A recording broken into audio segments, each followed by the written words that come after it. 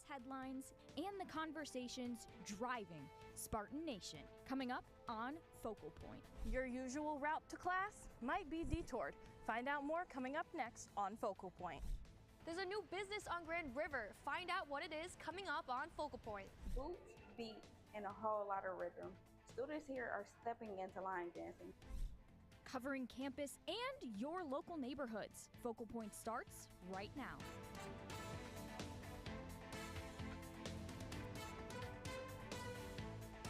Good morning, Spartans.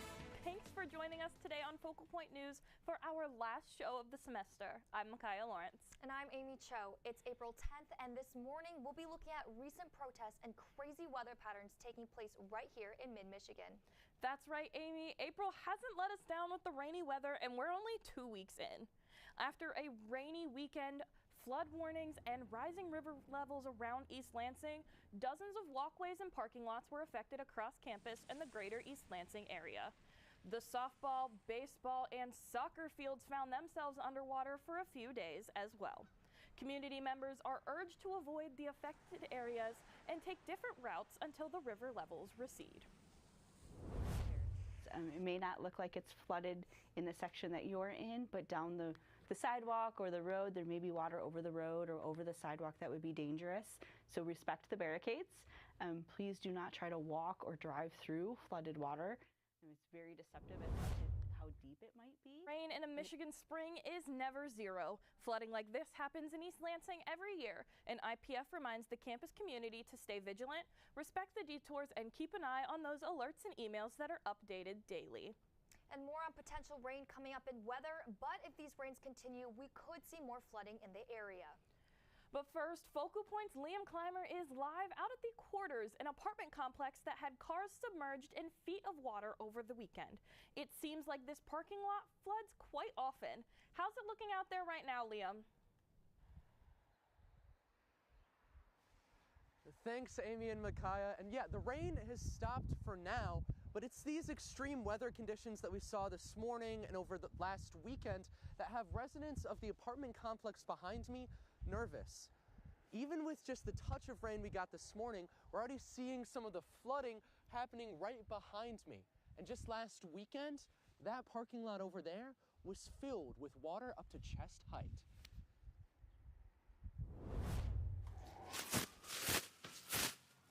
Gabriel Holdley is still picking up the pieces. Both mine and my sister's car got totaled. Heavy rainfall flooded the parking lot of his East Lansing apartment complex this weekend, the Quarters. I kind of panicked. It was kind of too late at that point, so there's not too much we can do. And he's not the only one. Woke up at 9 a.m. Car was now a submarine. Cameron Tran is an out-of-stater who was so startled by the situation, he couldn't help but try to find something positive. I could be upset about it, or I could go for a swim. And he did, diving in to grab some of his belongings. I had scuba gear in my car, and I was like, you know what? And while flooding has since receded here at the Quarters, with more rain on the way this weekend, residents are talking about what steps they want to see taken. It's a reoccurring, negligence type thing. Holdley says he's frustrated because he was told the flooding issues of years past had been solved when he moved in. I don't think we would have signed the lease to live here if that problem wasn't fixed. And according to an email sent to residents the day of the flood, the Quarters maintains that they did their part, reading, "Our pump system is fully operational and functioning as intended. However, the volume of incoming water from surrounding municipal systems is currently exceeding normal capacity." I can't stop nature. Tran said he's not upset with the flooding itself, but he does want more active communication from the Quarters when extreme weather occurs. The Quarters and East Lansing officials didn't respond when I reached out. Just like a warning. I would have taken a $200 towing ticket and have to buy a whole new car, you know what I mean? Holdley agrees. The flooding occurred between 6:30 and 8 a.m., so pretty quick, and the first message from them was at 12:30 p.m. He says timing is everything. A warning would have been nice. In East Lansing, Liam Clymer, Focal Point News.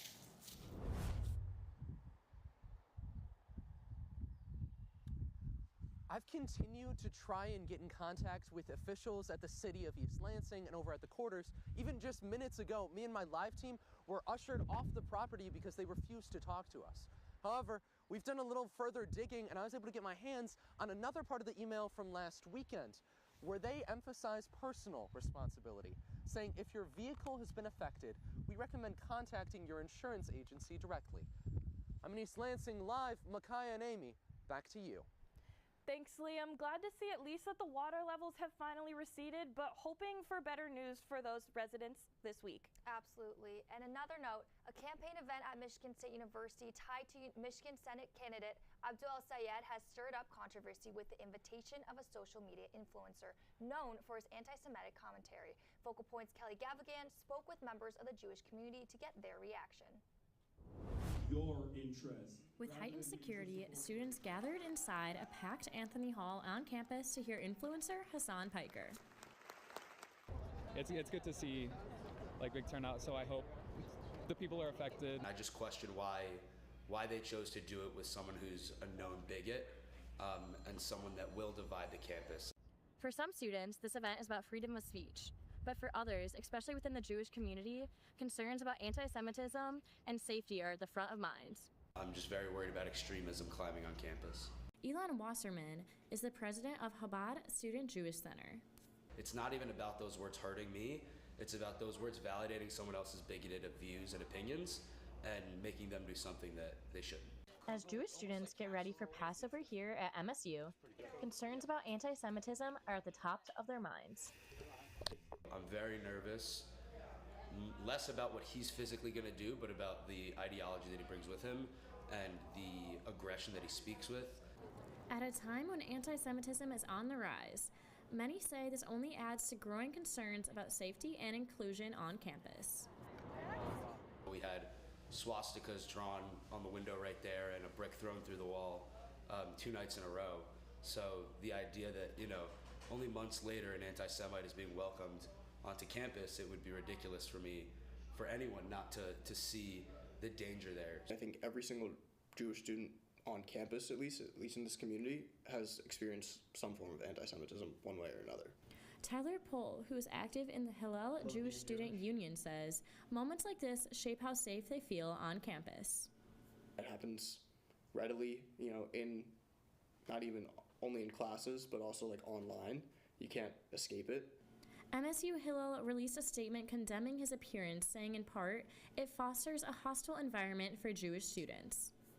President Guskovich and the Board of Trustees put out a joint statement saying they are proponents of free speech, but say anti-Semitism and discrimination has no place anywhere on campus. But for some students, the impact of tonight's event may last longer than the conversation inside.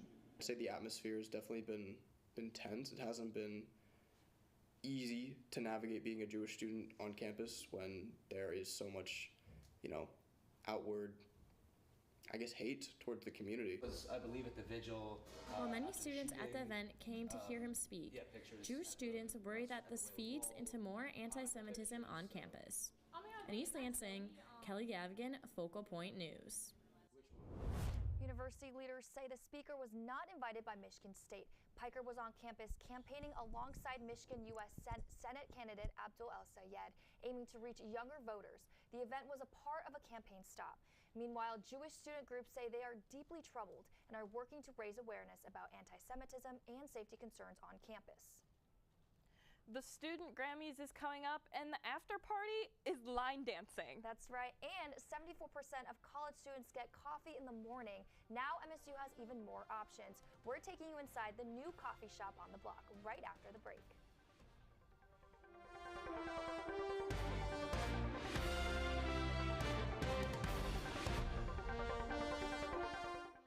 All right, man, we're watching. It's gonna be sick. I'm watching, man. That's sick, dude. Hey, bro, give me one more chance. Just one more chance. All right. Maybe you're sick, man. Yeah, bro, low-key, I've been fighting off this gnarly cold, but I don't got health insurance, so I can't go see my trusted healthcare provider. Bogus, man. You could take advantage of one of your 3 free Olin healthcare visits. My what? Yeah, dude.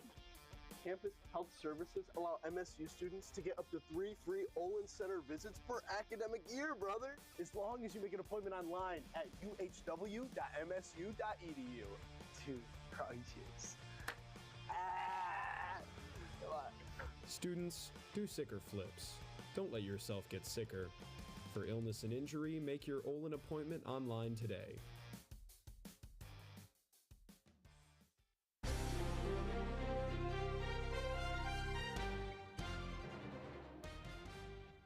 As one campus organization prepares for a major event, students are getting hands-on experience in a way that's building both energy and connection here on campus.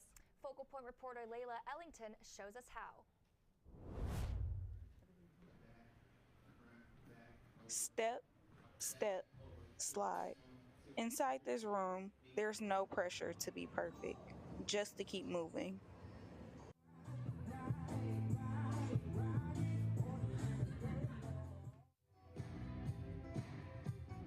Some students pick it up right away.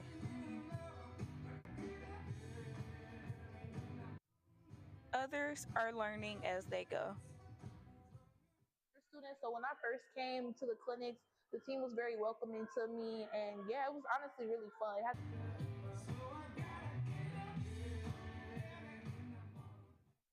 This rodeo-themed clinic, hosted by the dance team MSU Urban Dreams, is a part of the lead-up to the organization's Grammy-inspired event later this month. We are open to all. We teach people who's never danced before. For many, it's their first time stepping into something like this, learning something new, surrounded by people doing the same. So I had just went there randomly, like, let me just try to meet some new people. Moments like this don't just happen. They're created with intention. Giving students a chance to learn the moves now before taking them to the Grammys. So our dance clinic tonight is a rodeo clinic. So it is based off of our after party that we're having after Grammys on April 25th. Organizers say it's about more than just dancing. It's about creating moments where students feel connected. We have a really strong sisterhood, really strong bond on the team. And when the music plays again at the main event, these steps won't just be practice. They'll be a part of the experience. In East Lansing, Layla Ellington, Focal Point News. The organization's Grammy-themed event is set for April 25th, and tickets are available through their social media accounts at MSU Urban Dreams. And line dancing is definitely a skill I'd like to pick up with summer right around the corner. But although those warm days have been peeking through, we still have some cooler weeks ahead of us before then. We have definitely been seeing that wide range of weather conditions recently. We have Kelly Gavigan at the Weather Wall to tell us exactly what to expect and be prepared for this week. Good morning, Spartans. Happy Friday. You're looking at a live picture from our tower cam. As you can see, it's currently a bit cloudy and dreary, but let's see if that will change as we head into the weekend. We're seeing a very active weather pattern across the country. So let's start with a look at what's happening nationwide today. Across the U.S., temperatures are really split. The west and southwest are warming up nicely, with cities like Phoenix pushing into the 90s. Meanwhile, the central U.S. and Midwest are much cooler, with 50s and 60s dominating. Out east, we're seeing a mix of some warmer temperatures in the southeast, but cooler and wet conditions along the northeast coast. And you can see that a large system bringing rain along the eastern half of the country, with some snow still lingering in the northern areas. Now zooming into the Midwest for today. Temperatures are a bit of a mix here as well. We're in the 50s much of across Michigan, including mid-50s in Detroit and Grand Rapids. Further south, it warms up quickly. Columbus and Indianapolis are already in the 70s, but up north, it's still chilly. Marquette only sitting in the upper 30s. So it really depends on where you are. But here in Michigan, we're still stuck on the cooler side for today, with some clouds and rain moving through. Now let's take a look at our 7-day forecast for East Lansing. Today, expect a rainy start to the weekend with a high around 55 degrees. Saturday looks much nicer. Sunny skies return with a high of 56. Then we warm up big time. Sunday through Tuesday, we jump into the mid-70s, but that warmth comes with some unsettled weather. Expect scattered showers and thunderstorms. Monday looks to be the most active day, with some storms and a high in the mid-70s. By Wednesday, we start to cool back down into the low 70s with more rain possible. And heading toward the end of the week, temperatures drop back into the 60s, with Thursday looking cooler and still a bit wet. So Spartans, it's a classic spring forecast, a little bit of everything. Make sure you're dressing in layers and keep the umbrella close by. Back to you, Amy and Micaiah. Thanks, Kelly. It's great to know what we're looking forward to this weekend because there's a lot going on here at Michigan State, especially with Admitted Students Day being tomorrow, and there's just a lot going on, so students are looking forward to things towards the end of the semester. Absolutely. And on that note, a new coffee shop is in town. Florida-based coffee chain has found its new home downtown. Foxtail Coffee officially opened on Grand River last Tuesday in the location of Huntington Bank. With its arrival first announced last year, East Lansing marks the chain's 7th location in Michigan and more than 100 in total countrywide. The business serves a variety of items including coffee, baked goods, breakfast and lunch items such as sandwiches, with the goals to become a local hotspot for MSU students. Foxtail Coffee hopes to attract new customers by finding ways to engage the community. What I'm really looking forward to is just the students finding this to be like their spot and their like place that they can go to where they can grab a great sandwich, have some gelato, get a good coffee, get some work done.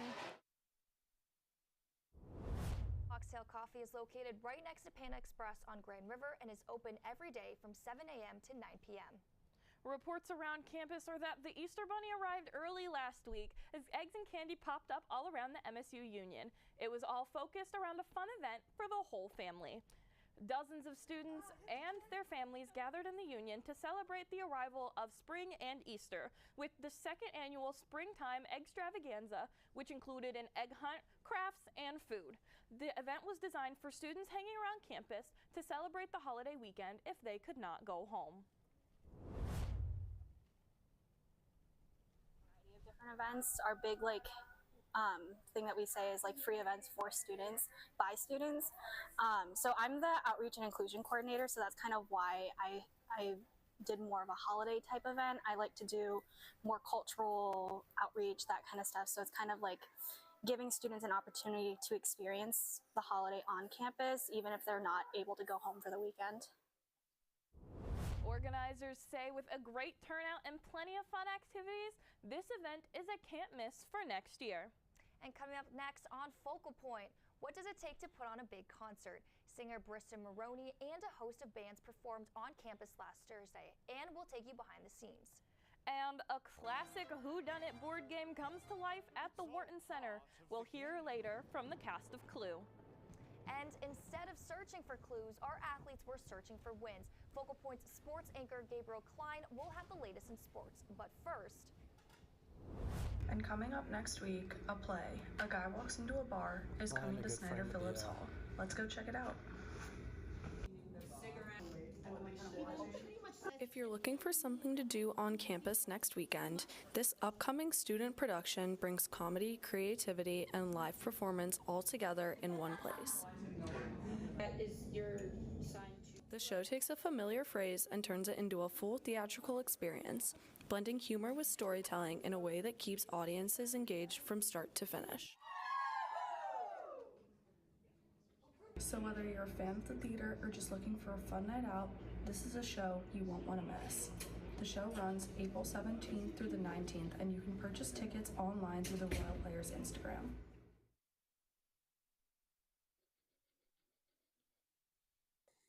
Yeah, dude, I had a crazy outing last week, and I shot like 5 birdies, dude. Yeah, I was like killing it. It was insane. I mean, I can't believe it. Like, I was on fire. Dude, yeah, you should come out with me next weekend, man. It'll be birdies galore. Yeah, no, I've been killing it recently. I bet you could probably come out here and learn some things from me. Yeah, dude, you should have seen the shot. It was from like 100 yards away. It was sick. I love shooting birdies, man. Man, it gets me fired up. This guy's crazy. What's he talking about? All right, I gotta say something. I need to interject here. Dude, what are you talking about with this bird stuff? Birds are beautiful creatures. You can't just like go around killing them whenever you want. You say you're shooting eagles? Like, what's wrong with you, man? Dude, I'm talking about golf. MSU has 2 golf courses, so don't pass up the opportunity to go bond with your colleagues and classmates over a game. Don't be an oaf. Learn how to golf.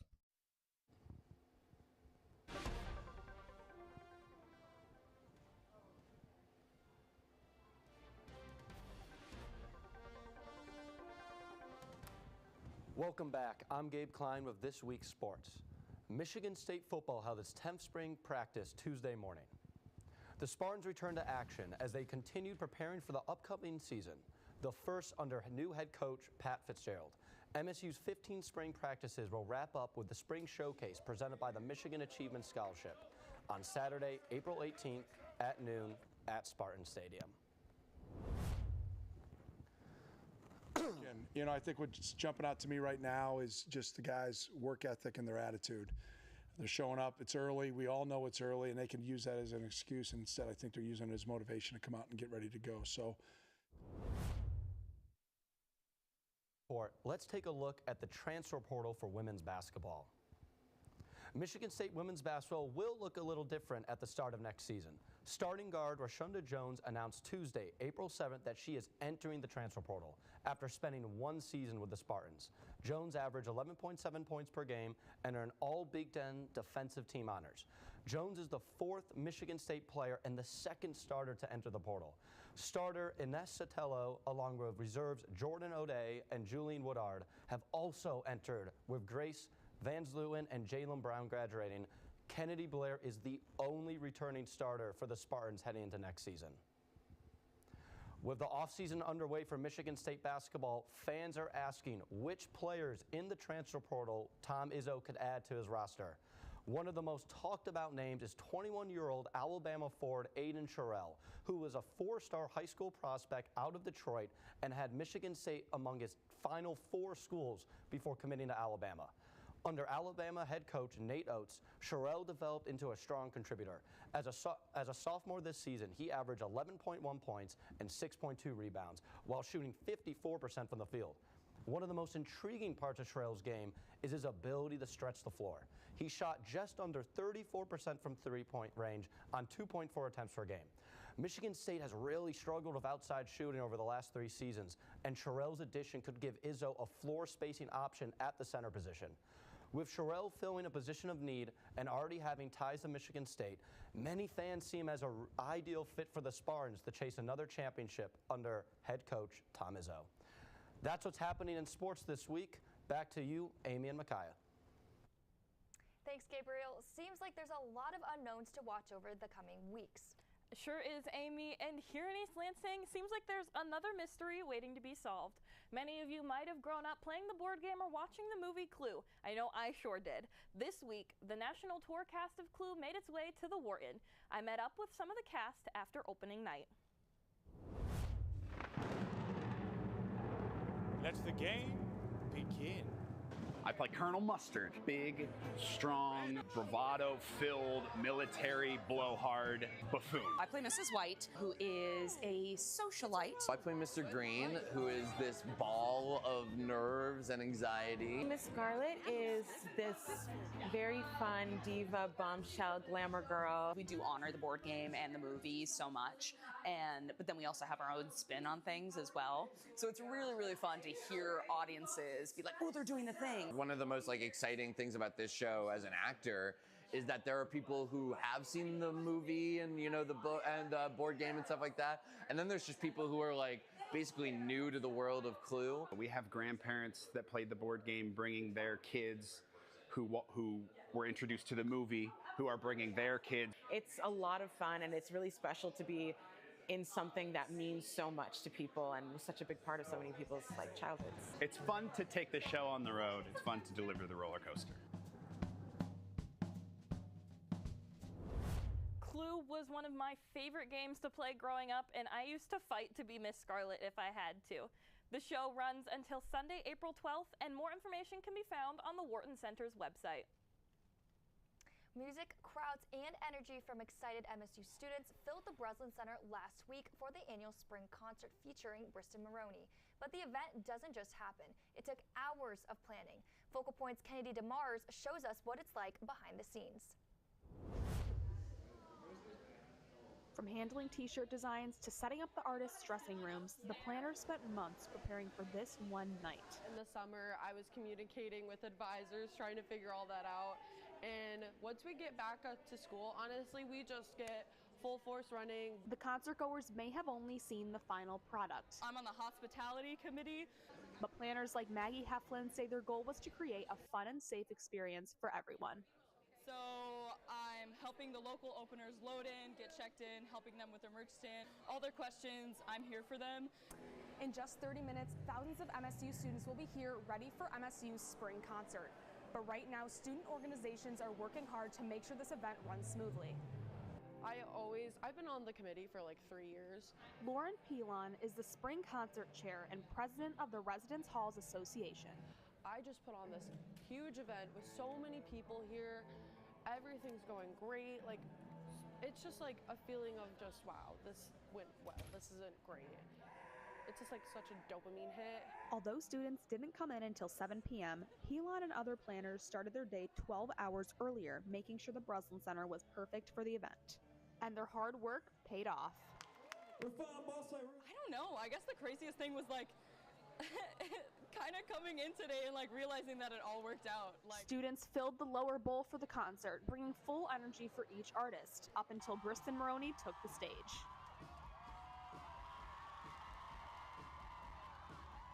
The artists are here and it's about to happen. People are about to come in. Like, this is the most insane thing to me. So after months of preparation, it all came down to this.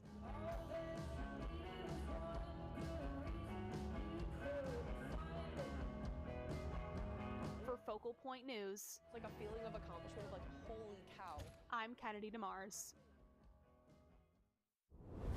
MSU's spring concert takes place every year, and Maroney has joined the list of many artists who have taken the Breslin Center, like Waka Flocka, Between Friends, and Baby No Money. Well, Amy, this is our last show for the spring semester, and for you and I, our last Focal Point show ever. As we get ready to take summer break, we wanted to tell you all we've had such a fun time, and we'd love to thank our graduating seniors and you, of course, the viewers, for watching our shows. Yeah, absolutely. And next fall, join us on our new day as we move to a Thursday evening newscast. We leave you now with more from Briston Maroney. Have a great weekend, Spartans.